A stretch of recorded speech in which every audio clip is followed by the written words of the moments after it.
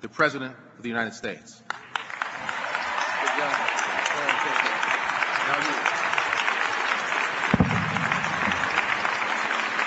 Thank you all very much.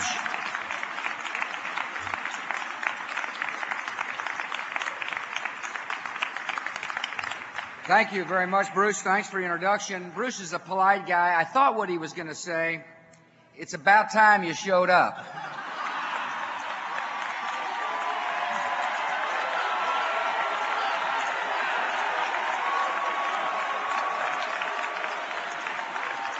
And I'm glad I did.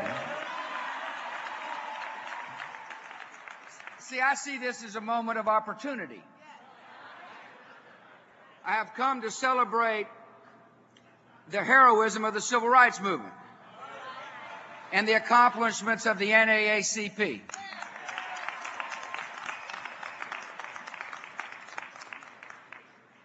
I want to talk about ways to build what the NAACP has always sought: a nation united, committed to destroying discrimination and extending to every American the full blessings of liberty and opportunity. It's important to me. It's important to our nation. I come from a family committed to civil rights. My faith tells me that we're all children of God, equally loved, equally cherished, equally entitled to the rights He grants us all. For nearly 200 years, our nation failed the test of extending the blessings of liberty to African Americans.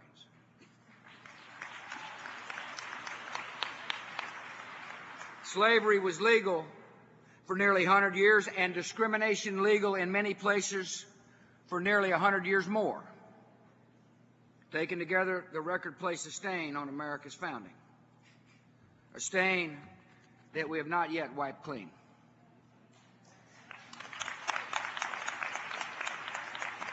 When people talk about America's founders, they mention the likes of Washington and Jefferson and Franklin and Adams. Too often, they ignore another group of founders: men and women and children who did not come to America of their free will, but in chains.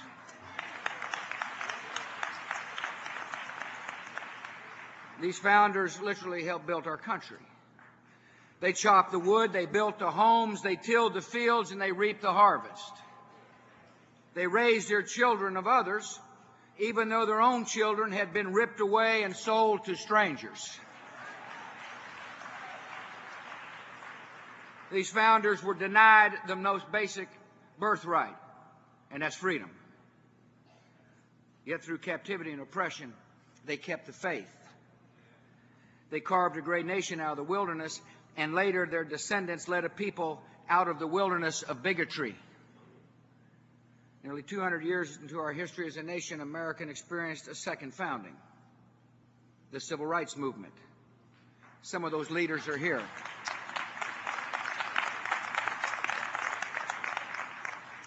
These second founders, led by the likes of Thurgood Marshall and Martin Luther King Jr., believed in the constitutional guarantees of liberty and equality. They trusted fellow Americans to join them in doing the right thing. They were leaders. They toppled Jim Crow through simple deeds: boarding a bus, walking along the road, showing up peacefully at courthouses, or joining in prayer and song. Despite the sheriff's dogs and the jailer's scorn and the hangman's noose and the assassin's bullets, they prevailed.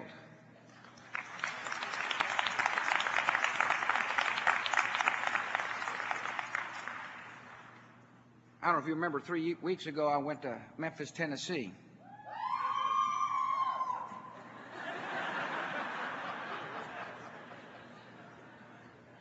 A lot of people focused on the fact that my friend, the Prime Minister of Japan, was an Elvis fan because we went to Graceland. But we also went to another stop, a stop Reverend Jesse Jackson knows oh too well. a painful moment in his life and in the life of our nation, reflected in the Lorraine Motel. Prime Minister and I went there, which is now the National Civil Rights Museum. By the way, if you haven't been there, you ought to go.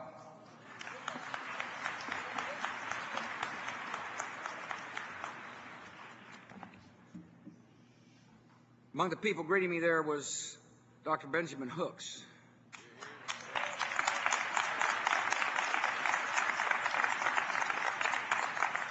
Good to see you again, sir. He led me out onto the balcony of room 306. I remember Dr. Hooks pointing to the window that was still half cracked. You know what I'm talking about, Jesse. It's not very far away. It's a powerful reminder of the hardships this nation has been through, the struggle for decency. I was honored that Dr. Hooks took time to visit with me. He talked about the hardships of the movement. With the gentle wisdom that comes from experience, he made it clear we must work as one. And that's why I've come today. We want a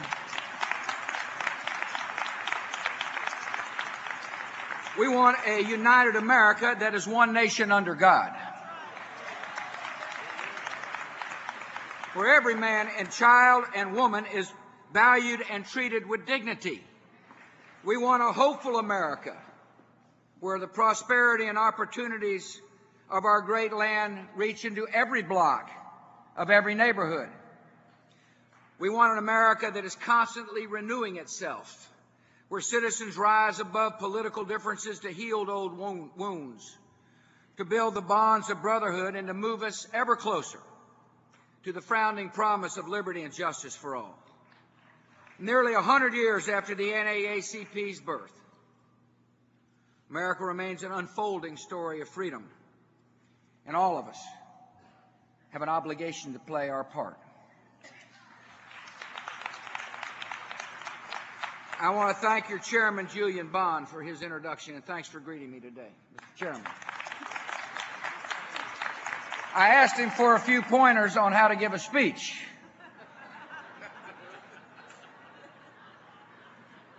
It doesn't look like they're taken.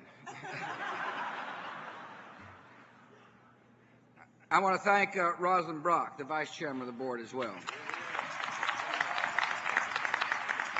I thank all the board members, all the participants, all the members of the United States Congress for joining us today as well. Congratulate Bruce Gordon on his strong leadership.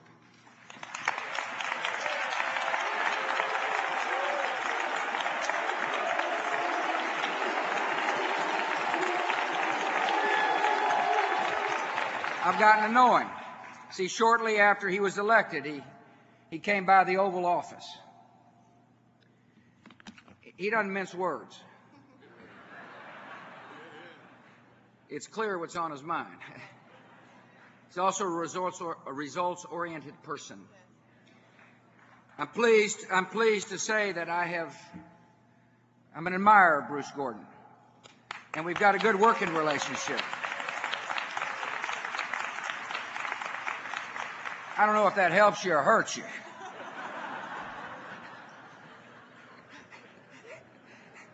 But it's the truth. I admire the man. We've had frank discussions, starting with Katrina. We talked about the challenges facing the African American community after that storm. We talked about the response of the federal government. And most importantly, we talked about the way forward.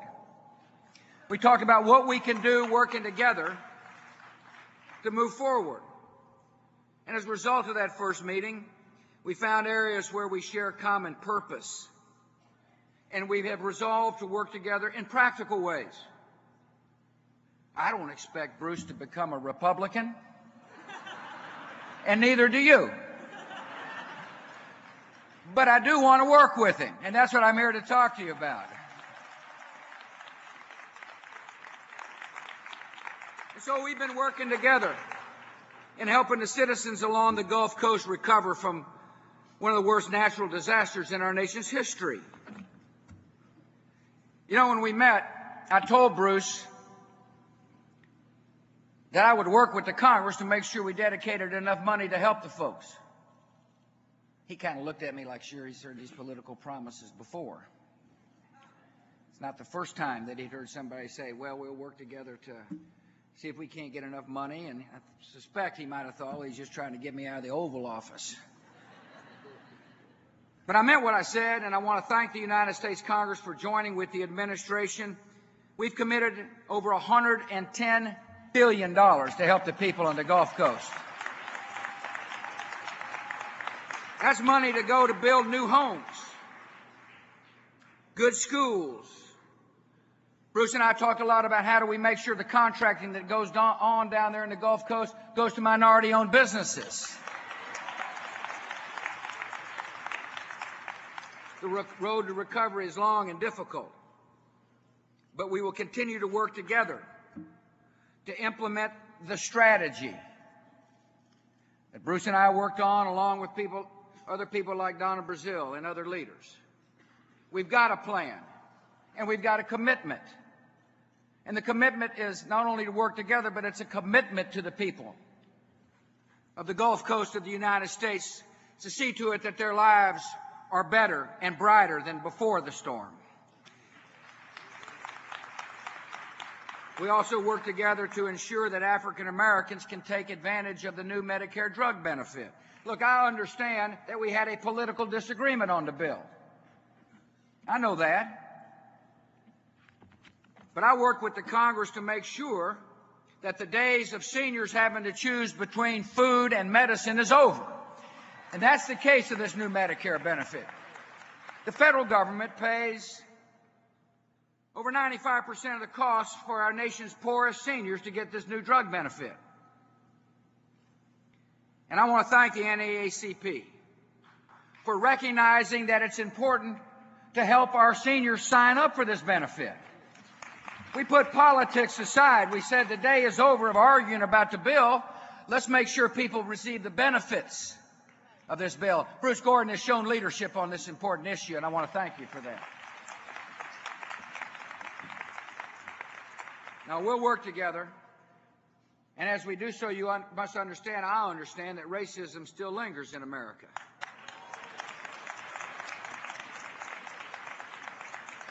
It's a lot easier to change a law than to change a human heart. And I understand that many African Americans distrust my political party.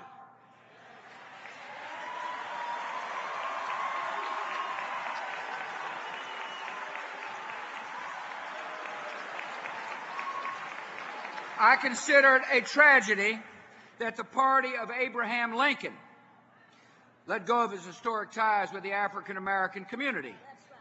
For too long, my party wrote off the African American vote, and many African Americans wrote off the Republican Party. That history has prevented us from working together when we agree on great goals. And it's not good for our country. That's what I've come to share with you.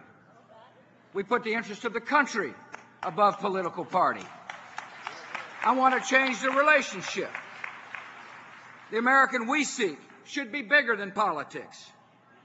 And today I'm going to talk about some areas where I believe we can work together to reduce the obstacles for opportunity for all our citizens.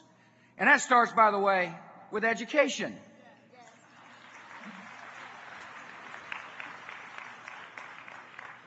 Surely we share the same goal that we want an excellent education for every child. Not just some children, but every single child.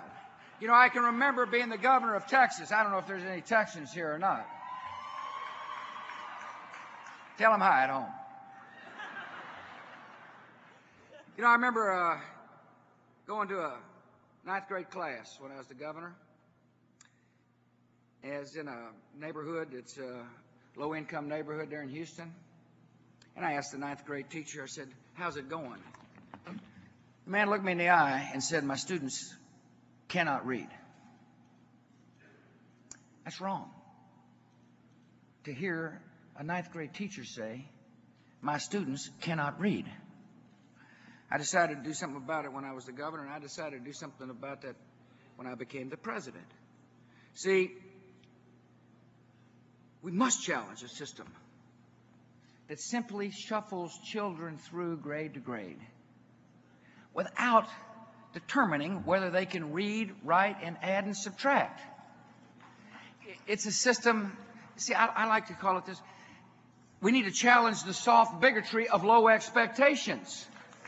If you have low expectations, you're going to get lousy results. We must not tolerate a system that gives up on people. So I came to Washington, and I worked with Democrats and Republicans to pass the No Child Left Behind Act. Let me tell you the strategy behind the act. It says that the federal government will spend more money on education in primary and secondary schools, and we have increased the budgets by 40%. It also says that in return for additional help, you must measure. We didn't say the federal government's going to measure. We said we want the states and the local districts to measure. And so why do you ask that? Why do you say that in return for increased money, you need to measure? And the reason why is because in order to solve a problem, you've got to diagnose the problem.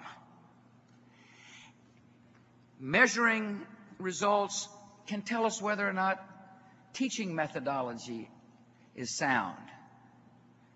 Measuring results can enable us to figure out which children are falling behind early. You know, one of the interesting things about the No Child Left Behind Act, it says that when we find a child falling behind early, there will be extra money for tutoring, extra money for help. The whole purpose is to make sure people are at the starting line.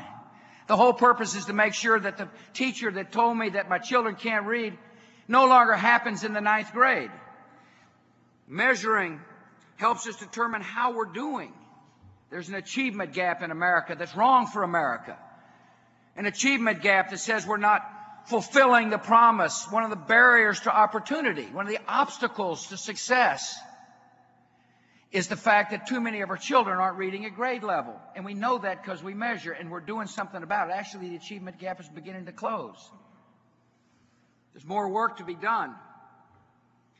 Measuring allows parents to see how the school that their child is going to is doing. It lets the parents determine whether or not they should be satisfied with the education their child is getting. I strongly believe that parental involvement is important for our school systems. And I strongly believe a parent knows what's best for his or her child. That's what I believe. And therefore, when we find schools that are not teaching and will not change, our parents should have a different option. If you want quality education, you've got to trust the parents. You know, the amazing thing about our society today is wealthier white families have got the capacity to defeat mediocrity by moving. That is not the case for lower income families. And so therefore, I strongly believe in charter schools, in public school choice. I believe in opportunity scholarships to be able to enable parents to move their child out of a school that's not teaching for the benefit of the United States of America. I also understand that we've got to do more for primary and more than just primary and secondary education. I'm proud to report that working with the United States Congress, the number of low-income Americans receiving Pell Grants has increased by about 1 million Americans since I have become the president. Pell Grants are an important part of educational excellence and opportunity. We're expanding money for our community college system. I met my pledge to increase funding for historically black universities by 30%. Decent education is the gateway to a life of opportunity. It is a fundamental civil right. And I look forward to working with the NAACP to enhance educational excellence all across the United States of America. Second, I hope we can work together in America where more people become owners, own something that they can call their own. From our nation's earliest days, ownership's been at the heart of our country. Unfortunately, for most of our history, African Americans were excluded from the dream. That's the reality of our past. Most of your forefathers didn't come to this land seeking a better life. Most came in chains as the property of other people. Today, their children and grandchildren now have an opportunity to own their own property. And good policies will encourage that. And that's what we ought to work together on. For most Americans, ownership begins with owning your own home. Owning a home is a way to build wealth. Owning a home is to give something that they can leave behind to their children. See, one of the concerns I have is that because of the past, there hadn't been enough assets that a family can pass on from one generation to the next, and we've got to address that problem. And a good way to do so is through home ownership. Owning a home gives people a stake in their neighborhoods and a stake in the future. Today, nearly half of African Americans own their own homes, and that's good for America. That's good for our country, but they've still got to do more. So we're working to do our part with helping people afford a down payment and closing costs, helping families who are in rental assistance to become homeowners, helping people understand the fine print when it comes to mortgage documents. One of the things I want to work with the NAACP on is to encourage more people to be able to open the front door of the place where they live and say, welcome to my home. Welcome to my piece of property. I also want to work to home ownership in other areas. We want to see more African Americans own their own businesses, and that's why we've increased loans to African American businesses by 40%. We're taking steps to make it easier for African American businesses to compete for federal contracts. We're working to expand help to have African American workers own a piece of their own retirement. You know, one of my friends is Bob Johnson, founder of BET. He's an interesting man. He believes strongly in ownership. He's been a successful owner. He believes strongly, for example, that the death tax will prevent future African American entrepreneurs from being able to pass their assets from one generation to the next. He and I also understand that the investor class shouldn't be just confined to the old definition of the investor class. You know, I made an amazing experience when I went to Canton, Mississippi. I asked the workers there, who were mainly African American workers, I said, how many of you have your own 401k? Nearly all the hands went up. That means they own their own assets. It's their money. They manage their own money. It's a system that says we want you to have assets that you can leave from one generation to the next. Asset accumulation is an important part of removing the barriers for opportunity. I think it's really important, and I want to work with Bruce if possible. The federal government should encourage ownership in the government pension program to give people a chance to own an asset, something they can call their own. Ownership is vital to making sure this country extends its hope to every neighborhood in the United States of America, and I look forward to working with the NAACP to encourage ownership in America. I want to work with you to make sure America's communities are strong. I got a friend named Tony Evans. Some of you may know Tony from Dallas, Texas. He was one time given a sermon, and I heard him speak, and I want to share with you what it was. He told a story about the man who had a crack on one of the walls in his home. So he got the plasterer to come by, and the guy plastered the wall.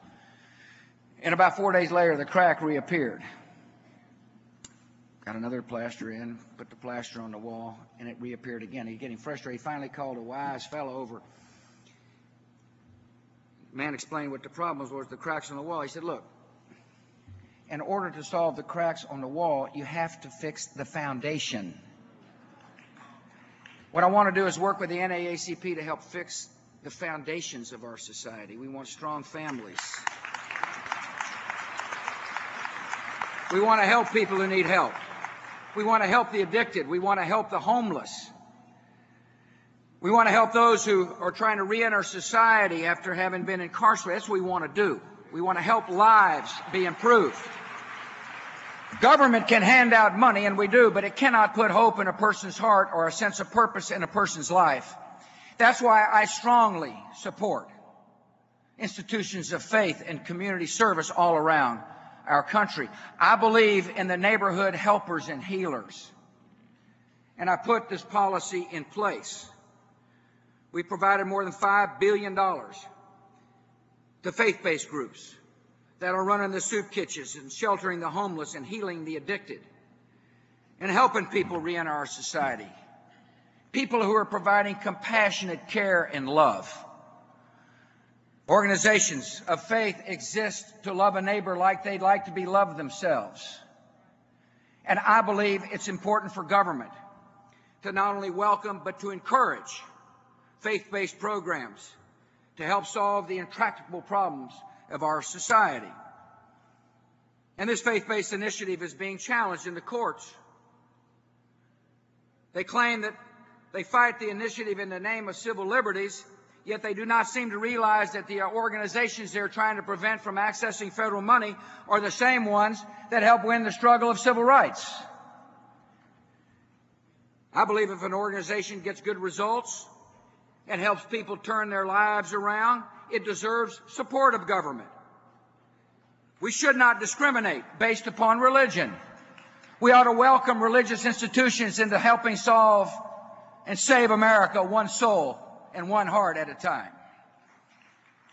Finally, you and I seek America that commits its wealth and expertise to helping those who suffer from terrible disease. We believe that every person in the world bears the image of our Maker and is an individual with matchless value. And when we see the scourge of HIV/AIDS ravaging communities at home and abroad, we must not avert our eyes.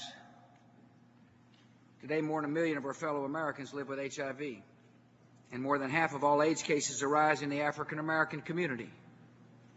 This disease is spreading fastest among African American women. And one of the reasons the disease is spreading so quickly is many don't realize they have the virus. And so we're going to lead a nationwide effort. And I want to work with the NAACP on this effort to deliver rapid HIV tests to millions of our fellow citizens. Congress needs to reform and reauthorize the Ryan White Act and provide funding to states so we can end the waiting lists for AIDS medications in this country. To whom much is given, much is required. This nation is a blessed nation. And when we look at HIV/AIDS on the continent of Africa, we haven't turned away. We believe it's our nation's responsibility to help those who suffer from this pandemic. We're leading the world when it comes to providing medications and help. Today, more than 40 million people around the world are living with HIV/AIDS. 26 million of those live in sub-Saharan Africa, including 2 million children under the age of 15. We're calling people together. We pledged $15 billion to provide medicine and help. We launched the emergency plans for AIDS relief. Before this AIDS emergency plan was passed, only 50,000 people in sub-Saharan Africa were getting medicine. Today, that number has grown to more than 560,000 people, and more are getting help every day. By working together, we can turn the tide of this struggle against HIV/AIDS and bring new hope to millions of people. These goals I've outlined are worthy of our nation. You know, in the century since the NAACP was founded, our nation has grown more prosperous and more powerful. It's also grown more equal and just, yet this work is not finished. That's what I'm here to say. The history of America is one of constant renewal, and each generation has a responsibility to write a new chapter in the unfinished story of freedom. That story began with the founding, a promise of equality and justice and freedom for all men. And that promise has brought hope and inspiration to all peoples across the world.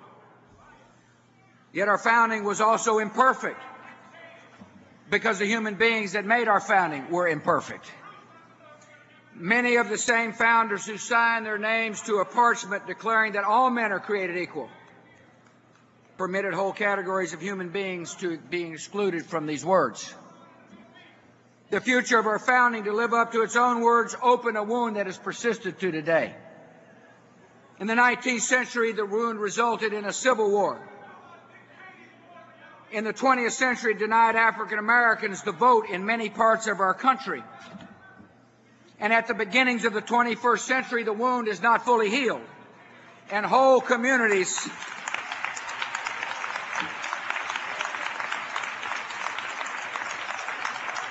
Don't worry about it. Don't worry about it. I'm almost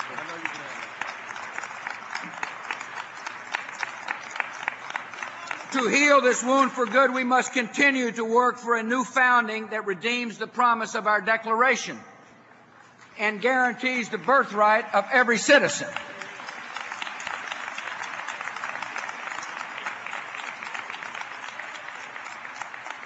For many African Americans, this new founding began with the Civil Rights Movement and the Voting Rights Act of 1965. A generation of Americans that has grown up in the last few decades may not appreciate what this act has meant. Connie Rice understands what this act has meant. See, she tells me of her father's long struggle to register to vote and the pride that came when he finally claimed his full rights as an American citizen to cast his first ballot. She shared that story with me. Yet that right was not fully guaranteed until President Lyndon Johnson signed the Voting Rights Act into law. President Johnson called the right to vote the lifeblood of our democracy. That was true then, and it remains true today.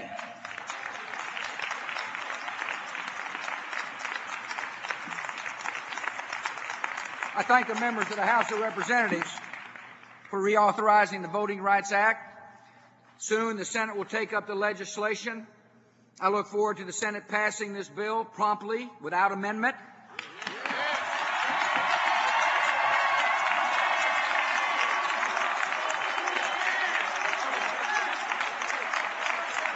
So I can sign it into law.